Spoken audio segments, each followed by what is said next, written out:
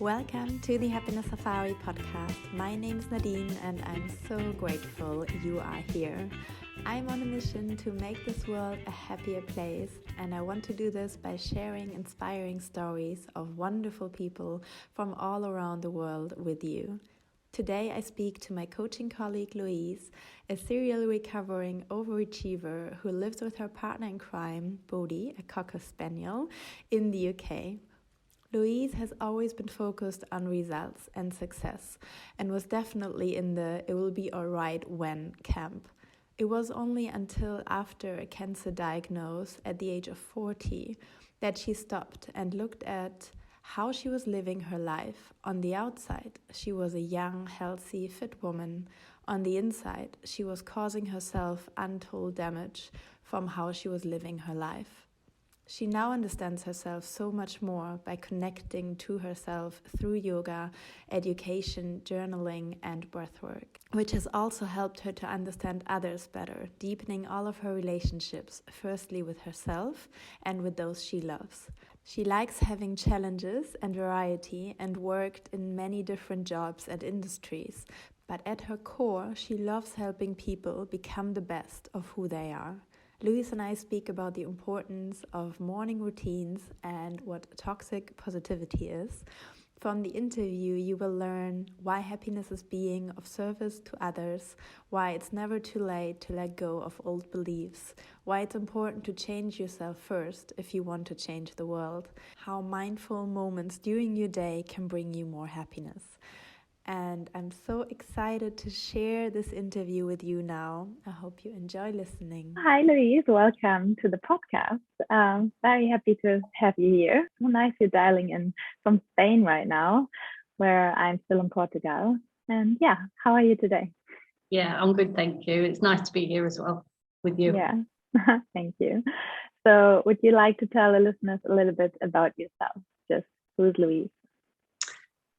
I always find that question quite difficult because we're all made up of so many different things, and it's kind of, I don't know, which bit of me do you kind of share, or which bit's important and which bit people actually want to listen to.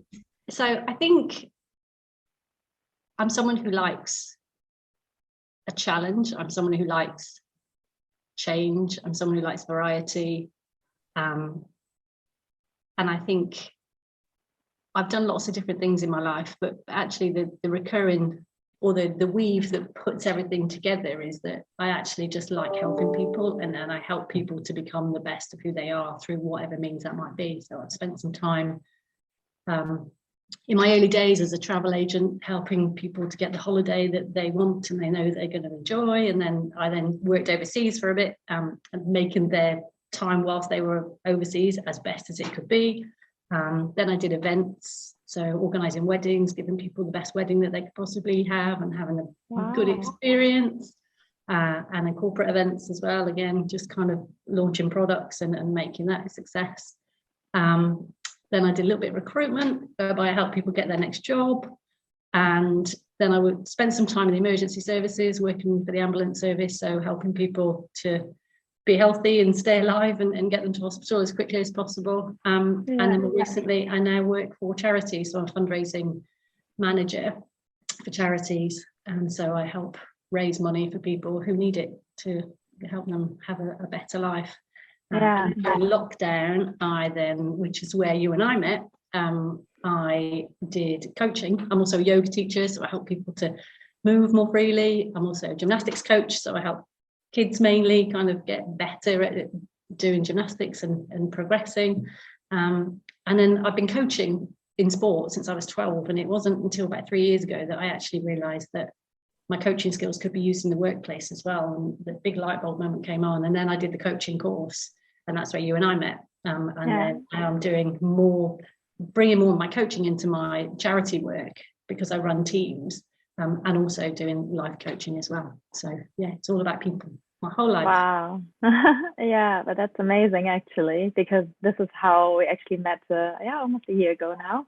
And how I experienced you as well as a very caring person, actually always trying to help others. But I really think, I mean, there's some parts of your story I didn't even know, even though we talked so much over the last year. And I think you're basically a little bit kind of in the happiness industry, because if you're trying to take care of people and getting them, you know, their holidays, their weddings, or making sure they're healthy, I mean, that is all kind of aligned with happiness as well, and making people feel better. So yeah, that's amazing. Yeah. Thank you for sharing.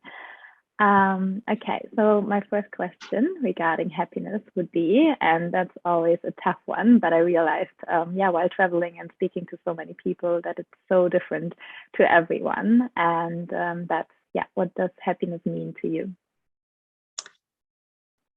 It's a real strange one, happiness. I think because you only truly, and this is my opinion, I only know happiness because I've known sadness, and I only know good because I've known bad, and you have that kind of comparable shadow side of the coin, if you like.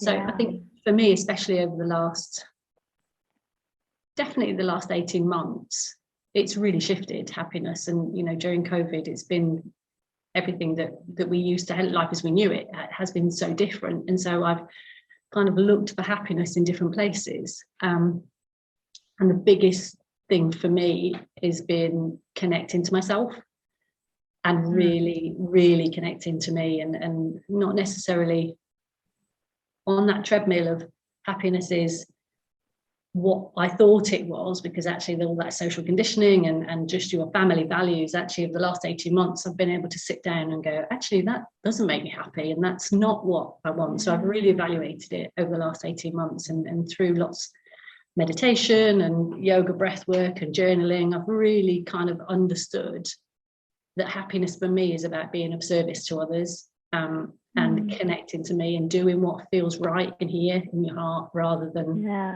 your head. And the course that we went on with Tony Robbins, I know he always says, if you're in your head, you're dead, and you need to be in your heart to grow. And I've definitely found that over the last 18 months. That's so amazing. And I think, so you would say basically kind of COVID and lockdown helped you to look more inwards, and actually kind of asking yourself the question, what's actually, I mean, the concept of happiness, but then that is not really important, is more, what is it actually, what, you know, makes you happy and gives you that feeling like inside. And then you felt that was actually the connection to yourself, basically. Definitely. I always felt like I needed, like, my home. I bought my own house, and I've worked through a career, and I own my own house, and I had it since 26.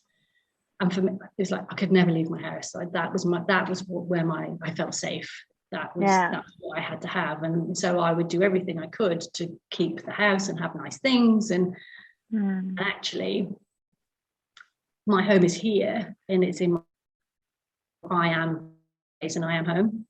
And the biggest transformation for me is I've just sold my house. I sold everything in it, and I'm buying a van, and I'm going to be living in a van and kind of doing a bit of traveling and doing a little bit more online stuff. So that's a huge transformation for me, because actually I realized that it wasn't the home that was safe. That was a fortress, if you like, because I was scared of the road. Whereas now I've kind of connected to me and gone, actually, no, that's not for me. That's not what I want. So it's been incredible. Wow, yeah, it's so amazing. And I think it's so inspiring, and especially because I kind of, was kind of a little bit part of that journey. And when you actually said, I sold a house and I bought a van, I was just like, yes, that's amazing. Well done.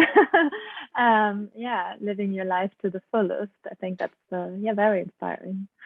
I think before, like, I've always helped other people, but it's not felt as meaningful. Like, weddings were great, but people, and I worked in a venue that was fairly top end, so people were spending sort of 40, 50, 60,000 pounds on a wedding, which was one day. And I'm thinking, wow, you don't need that. Like, you don't. It's nice and it's lovely if you've got the money, that's great, but that doesn't make you any happier than somebody going to a registry office and marrying someone because they want to be with them for the rest of their lives. So as I was kind of growing up, it all felt a little bit more superficial, and I wanted something a little bit more deeper, which is why I joined the ambulance service, because it's kind of like that's really helping people on a much deeper level. And I think my journey through my career has been about helping people on a deeper level, every kind of step I take, and kind of arrived at life coaching, whereby you can't really get much deeper than helping other people to reach their full potential and to discover what you discovered, basically. Absolutely, yeah. And so they can help others as well. So you basically, helping more than just the people you work with, but it spreads wider. Yeah, I like Dean Graziosi says, if you want to change the economy and if you want to change the way the world works, then start in home, start with you. And if everybody took responsibility and ownership for themselves and how they lived, then the world would just be harmonious, because we would all be, not looking at other people, oh, you should be doing this, you should be doing that. But actually, if we spend the time not projecting to other people, but actually sitting inside and saying, what is it that is me, who am I, and what do I want? We would all get along much better in the world. Definitely. So now you already kind of shared some very big things you did or you changed to be happy, I guess, and to live the life you want. But do you also have something like routines or things you do for yourself, or maybe smaller things on a smaller level, like things you do to be happy, healthy, content? I have a morning routine. I am someone who does actually quite like structure, although I like variety. I do like freedom and a framework almost. Every morning I will do 10 minutes of breathing, so do yogic breathing first thing when I'm led down. Then I do meditation for 20 minutes, sometimes half an hour, and then I'll journal in the mornings around my incantations, what my goals are for that day, what my tasks, 3 main tasks that I want to get done. And then I'll write a gratitude list of 10 things I'm grateful for. And then in the evening, so I'll then go about my day. And some of my goals might be, my more recent goals are to have 3 mindful moments in the day at work, because I find when I'm at work and I'm busy, it's when I kind of feel like I'm on a conveyor belt and I don't stop.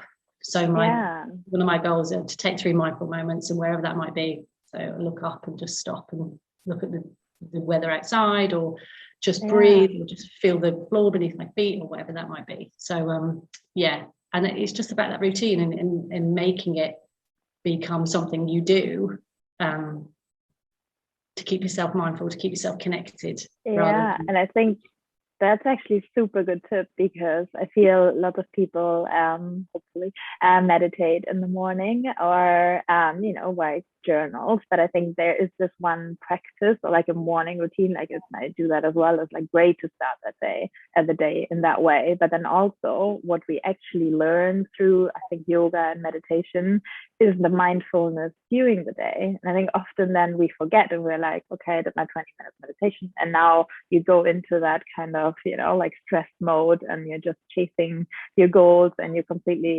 forget about everything you kind of learned or you practiced. So I think actually, having these moments where you are aware and where you feel connected to where you are, and just pausing for a minute. I think that's really good. I read a book by the monk Gaylong Tuckton. It's called The Monk's Guide to Happiness. And in there he talks about standing in the middle of London on the underground, waiting for a tube, and it's very chaotic and things are kind of just going on everywhere, and he just stops and has a mindful moment, like in the middle of the tube station. So I'm like, wow, that's incredible. And he said, like, you can be mindful anywhere, even in the most chaotic of situations, and it's about practicing. And I thought, I really liked that. And that book's really great, actually. There's some great tips in there. I really loved it. Have you read it? Actually, no, it's definitely on my list. There are so many books on my list. But thank you very much for the recommendation. I will put that in the show notes so people can get that. That sounds really good. Yeah, nice. Okay, and then actually, so my last official question would be, what was the happiest moment in your life? Oh, wow. I don't know that I've got a moment. I kind of, the happiest moment. I don't think I've really until the last sort of 18 months, I've never really been one that attaches to happiness massively, because I was so scared of the other side of it. So if I felt happy, then when I felt sad, it would be such a big difference that it would throw me. Therefore, I tried to remain kind of as level as I could, I think. But since connecting to me a lot more and actually sitting and feeling the pain of some of my kind of past, rather than hiding it and shopping or having a glass of wine, or, you know, having a coping mechanism that is everything but sitting with it and feeling it. So strangely, and this is going to sound really weird, but my happiest moment is probably when I learned to sit with pain. Wow. Because then I almost allowed myself to feel happy, because I knew that I could sit with the pain and it'd be okay. So you would say that by that you would actually don't fear the pain anymore? Yeah. Oh my God, yeah. So it's not taking you over anymore, and you actually know you can do whatever you want, but the pain is not in control of you, and there's actually nothing to fear when you face it. Yeah, absolutely. Wow. Yeah, I actually think that's an incredible breakthrough. And I mean, that's why I find it so inspiring to ask this question, because I don't know how many people actually would say, you know, like their happiest moments was, I don't know, when they maybe traveled to the Maldives or something like that. I don't really think it's that. I think if we look inwards, like it's the really deep moments of realization, and when we have epiphanies or maybe change our lives. So I think that's incredible. It's the another book I read actually by Dr. Pippa Grange called Fearless, and she talks about toxic positivity and how if we just think that everything's wonderful, even though it's not, you know, we have to acknowledge the fact when things aren't good and when things are painful, and not stay there, but acknowledge them and go, okay, that, and then it's rubbish, and I'm okay to feel this way, but what can I do about it? You know, once you've acknowledged it, and actually it's like the wolf behind the curtain, isn't it? Once you pull it back, you realize there's nothing there actually, and it's fine. Whereas the what you do is kind of, oh no, I can't do that, it's going to be too painful and it's going to be dreadful and I'm going to feel awful, and actually you don't. You sit with it, and it lasts for a lot less time. The minute you kind of look at it and say, okay, this is how am I feeling, this is how I'm feeling, you kind of almost feel it subsiding straight away the minute you acknowledge it, rather than if you spend a lot of time running away from it and hiding from it. It just gets bigger and bigger and bigger until you have to deal with it, and then sometimes through illness your health could deteriorate if you ignore it for so long. And I've had experiences where that's happened to me, where I've kind of ignored, and I've become physically unwell and I've needed to go get treatment. So it's completely different way of living. And actually it's my time of life now is the happiest I've ever been. That's amazing. Oh, very, very happy to hear that. Very happy for you. That's great. Oh, thank you so much for sharing your story. And I think you gave us some incredible insights actually, and some good tools we can take away as well, and also very nice book recommendations. So thank you so much for the time and for your being and for what you're bringing to the world, and how you're helping other people with doing what you're doing. So thank you very much. And thanks for inviting me. Thank you for joining me on another episode of the Happiness Safari podcast.